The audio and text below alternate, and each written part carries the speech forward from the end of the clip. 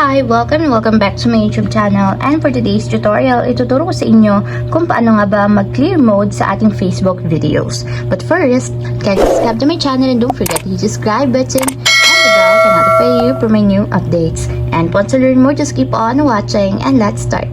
So yun guys, for today's video, i-open lang natin yung ating Facebook app or yung ating Facebook account. And pagka-open guys, pumunta lang kayo sa pinakang videos ng inyong Facebook account. So tap nyo lang yung videos.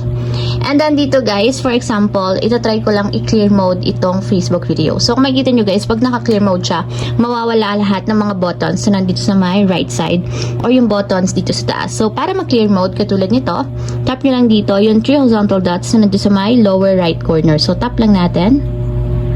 And then may magpa-pop up na options guys. So hanapin nyo lang yung clear mode. So tap nyo yung clear mode.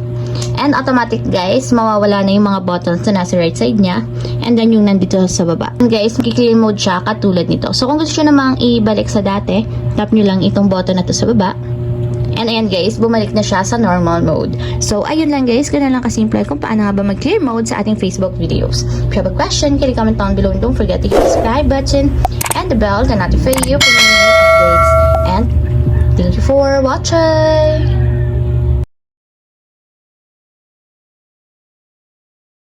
Living life, every day, late at night, not okay.